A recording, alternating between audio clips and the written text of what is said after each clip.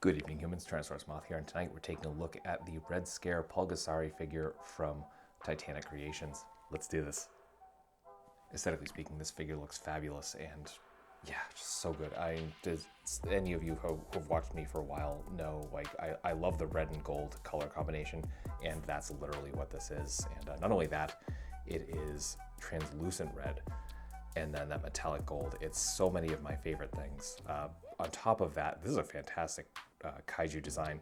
This movie is from 1986, and there's a very interesting history behind it, which I only know kind of on the base level. I'm definitely going to delve into it more now that I have the figure, and my interest has been fully piqued. I was aware of it before, but just never anything I really kind of looked into, and this has me very interested, and that is, you know, part of that magic of action figures, which I haven't talked about in a long time. And this fully activates that. It's just, it gets you interested in what it is, or you can take it to base level. And this is obviously a variant. The normal version is black with silver metallic pieces for the original creature design. But this looks amazing, and not only that, but the sculpt work is just top notch. You can see just details pretty much everywhere, even with the translucent red and the gold. Like, everything shines through, literally and figuratively. Just great stuff, and yeah, just awesome. It feels great as well. But yeah, in terms of looks, like, proportions are very nicely done. Everything is just awesome. It's just it's such a great looking piece on the shelf, and yeah, obviously I can't say enough about it. You know, it's a really cool looking figure. They did a great job, and again, this obviously a little bit easier where they just have, you know, the colored plastic doing most of the work, and then these metallic paints doing the rest of the way. And yeah, it just looks so good. I just love the way this figure looks.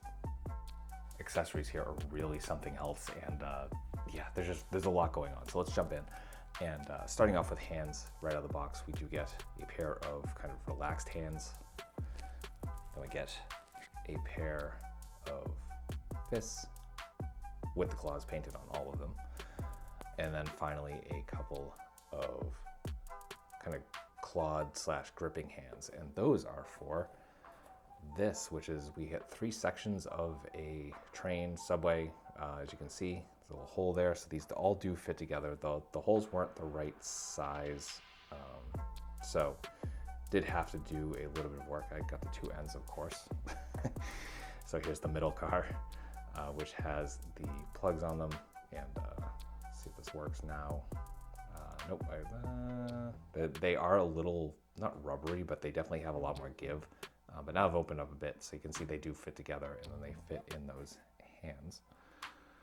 So yeah, just cool work. So you can do one hand, or I mean one cart, or you can do, you know, have them all hanging together. Just, you know, you got options, which is awesome. I love that.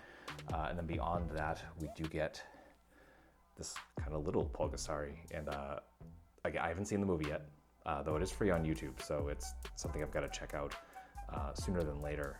But again, just a bunch of great details. This is just kind of a little plastic slug, so we get that same red translucent plastic. We get those nice touches of gold paint, and yeah, I actually really looking forward to watching the movie and kind of seeing whether this is just the, like, baby form of bigger Pulgazary, or if it's a child. So that will be interesting. Then we get 3 really nice pieces, and this segues into something they're doing in the future. So first we do get this base, so you can see you got a little bit, that's just painted on. So we get, you know, a couple lanes of street, we got these couple green blocks for, you know, greenery or whatever, and then these squares, which are meant for the next pieces, which are a couple of buildings. These are beautifully done. As you can see, some great sculpt. We got, you know, a couple lights on and various windows, and you can see the seam here as well. And that's because that comes off, so you can have battle damaged buildings as well. That is amazing. I love that. The second I realized, and these are hefty too. These are like solid pieces of plastic. They're not these hollow, like, cheap things. These feel fantastic. We get this taller building here. As you can see, there's 1, 2, 3 different sections you can take out of this. These are a little harder because there are pegs. Let's see if I can get this out. Any undue trouble here. Pull on that a little bit. There we go.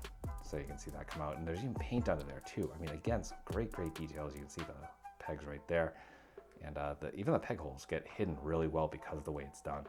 So fantastic work. And what I meant by this is leading into their next project is, like, as I was kind of playing around with this, I was like, man, I would just buy a huge pack of the buildings because these are fantastic.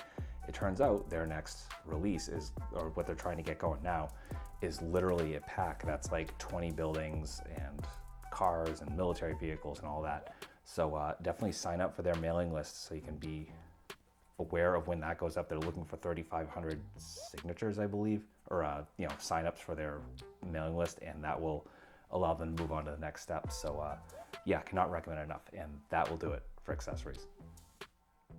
Articulation here is a little limited, but still it's really fun, and freestanding kicks, and that's awesome.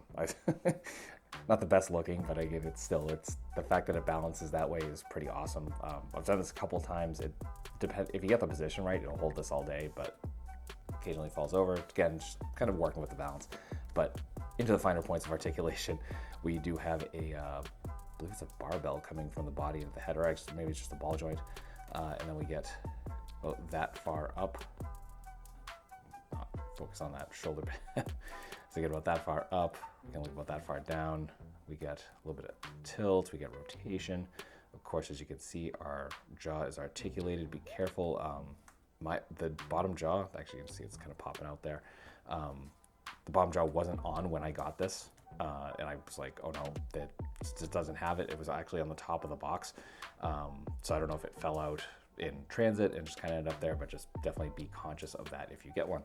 So there's that. And then the shoulders come up.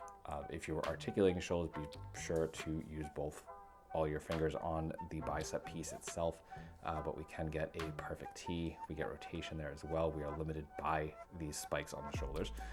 For our elbows, we are single jointed, and we're coming to just about 90. We get swivel there as well. We get hinge and swivel at the wrists. Then we get a joint at the diaphragm, and not too much crunch. We're running into the sculpt, not too much back either. Not even really side to side. That's really mostly for rotation, which is fine because you get some nice swiping motions there. And then we get nothing in the waist, but we come down to the hips, going out about that far, which isn't too bad considering, again, all of the sculpt going on here, and those are ball joints. So we do get some rotation at that thigh. We are single jointed at the knees, so that is straightened out. They come up to about 90. We get rotation there as well, in and out. Then for the feet, we have a hinge. So we're coming down to a really nice point, just some like insane forward and some really nice rocker. Just again, a shame that the legs don't come out a little bit more to take advantage of that, but still you can definitely get some nice poses. And then finally we do get the tail, which is on a ball joint, and a little bit up and down, a little bit of side to side, but mostly rotation. So that will do it for articulation. Getting into size comparisons, here they are with some other Toku and Kaiju figures, with some domestics, with some imports, with some other monsters. Finally, with articulated icons, Oni and yours truly in human form as the Valverse Action Force figure. So my final thoughts on the Red Scare Pulgazary figure from Titanic Creations is that this is an utterly fantastic figure, just really fun to articulate, even despite the limitations. It looks absolutely gorgeous, and yeah, just a great kaiju figure. Not only that, the accessories are incredible. Again, those buildings are great, and the fact that they have now leaned into that and they're looking to just do a pack of the buildings, like, if you are a kaiju fan and you collect kaiju figures, I don't think you can pass that up. So really excited to see what this figure company does going forward. I'm definitely invested here. I really like what they did, and I could not pass this one up, certainly at the colorway. But beyond that, I'm definitely interested to check out more from Titanic Creations. So fully recommend it, certainly if you're a kaiju fan.